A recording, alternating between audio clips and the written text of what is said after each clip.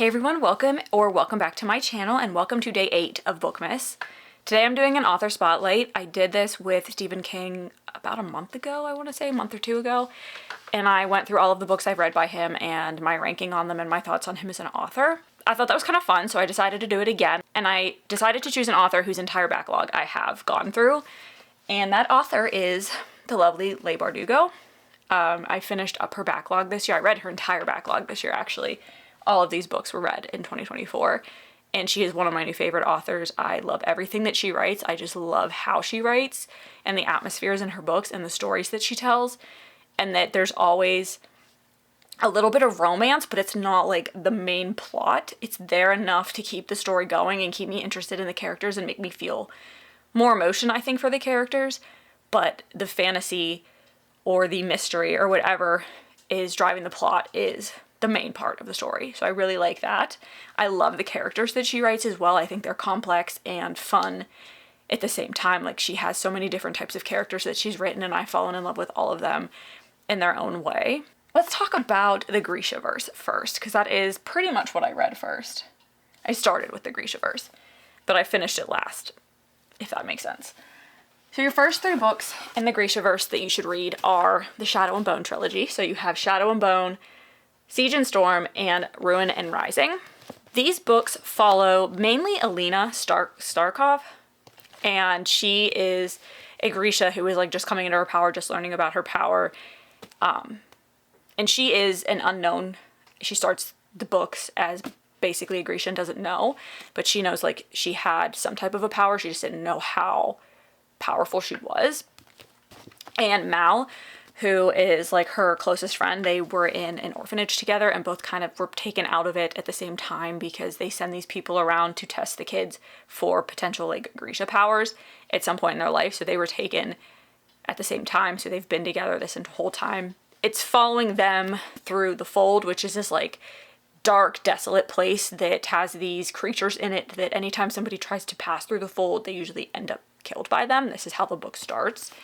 And you're learning about the Darkling, who is like the head Grisha, I guess is the best way to describe him. And he has his like own army, and there's like different parts of the kingdom that are all kind of like vying for power, and he kind of owns he owns like part of it because he runs the Grisha. And then there's an actual army that is run by Nikolai's father, who is the king. So Nikolai is another character that is introduced in the series. He is the crown prince, and he comes into play a little bit later in the series, but I don't really have much to say about him for this series without ruining anything, but he's another character that's very important. The whole adventure is like her trying to help clear up the Fold. So get the darkness to go away. They call her the Sun Saint because anybody that is like a powerful Grisha is usually called like a saint of something, and Alina, her power like brings light, so that's why they think she can destroy the Fold. So there's an adventure that involves her and Mal, who does go off to train with like the normal army at one point because he's a really good tracker. It's them doing their own thing and then coming back together, but the whole plot of it is trying to like clear the Fold and clear the darkness and save everybody from that. So this was a good time. I got through them pretty quickly, and the stories went really fast. I think that Shadow and Bone was probably the slowest just because it's building the world and it's building the entire Grishaverse. Siege and Storm, I remember like the first half, I can't remember which half of the book was like way drawn out. And then like nothing happened. Like it ended on a cliffhanger, but like the thing that we're building up to that I thought was going to happen in the second book was just really drawn out and nothing actually happened. And then Ruin and Rising is definitely the most action-packed of all of them. So do you need to read these to read the rest of the Grishaverse? No. But after reading all of them, I think that that's the best way to get a good experience out of it. If you plan on reading the other ones, I think that you should start with, personally, I think you should start with Shadow and Bone, because that's where you get the most explanation of the world and the base characters that are carried throughout the rest of the 2 duologies. A lot of people read the Six of Crows duology by itself. This follows a group of like 6 misfits that are all going on a heist together, the first book, to free this guy. So that's what the first one is. They have to go to this place and like be undetected and get in and get this guy and get out, who's being kept there against his will, obviously. And there's a bigger thing going on in the background that obviously I can't tell you. And then that's kind of what leads into Crooked Kingdom. So your main guy in this is Kaz Brecker. And then you also have Inez and Nina and Matthias, Jesper. I think that's most of them. So you have like all of those characters and their own like unique things about them that make them perfect for this task. And it's a really great found family, and they're both very fast-paced books, and the stories are very interesting in both of them. And I wanted to die at the end of Crooked Kingdom because of how it ended. But overall, like, probably my favorite little like series out of the Grishaverse, just because you did get a lot of different characters, so it kept the story moving and it all was cohesive. You're not like getting stories that are all over the place. You're just getting different points of view of kind of the same story. And then you do get a little bit of Nikolai in here. And then Zoya, who is a heartrender that we meet as a Grisha in the Shadow and Bone trilogy. She doesn't have a big role there. Like, she's talked to and she's there and she interacts with them, but she's just kind of a side character. She's in this very, very little, but that's important going into the next series. So this was a really good time as well. You can read this as a standalone, or you can start here. You don't have to read Shadow and Bone, but I think if you don't, going into the next duology, you'll miss things. So the final duology is the King of Scars duology, and this follows Nikolai and Zoya and Nina. Those are the three characters that these books go between, point of view wise, and it really is following Nina after the events of Crooked Kingdom and what she's doing now with her life, and a story that kind of carries over into that. And then Nikolai is dealing with something that happened to him in the Shadow and Bone trilogy, and Zoya is like his general, I think. So she's obviously closely involved with working with him and helping him and running the army and all of that kind of stuff. So I enjoyed this more than I thought I would. The first book was a little slow, not gonna lie, but it left off on a cliffhanger that drove right into this book, and this book, Roll of Wolves, was very good. It was fast-paced, fun, closed it up. Like, it was a great ending to the Grishaverse, I think, because it kind of brought everything together. And that's what I mean when I say if you don't read all of them, you're not gonna, I think, get as much, I think, out of Roll of Wolves in particular, as you would if you knew all of the characters and the stories from the first three books as well. So those are all her YA novels. She has been releasing adult fantasy novels as well. Right now we have 2 books in the Alex Stern series, Ninth House and Hellbent. I think there's going to be 3. I think it's going to be a trilogy. But this follows Alex Stern, Galaxy Stern. Actually, her name's really Galaxy, but they call her Alex. And she had like a really crappy childhood and upbringing and got involved with like really bad people and ends up in a terrible position like right before the time that she would be going to college. And then she's offered full scholarship to Yale, but she has to be part of Ninth House, which is this organization of people that work with the societies, like the elite societies at these universities, to help with ceremonies and stuff they do, because there is like an aspect of bringing the dead back in this. Like, she can see what they call the gray people, which are dead people, and can interact with them more so than anybody that isn't in like Ninth House and have that ability. So she's tasked with helping to keep them away from like ruining the ceremonies or causing problems or harming people. So that's kind of the easiest way to explain what Ninth House is.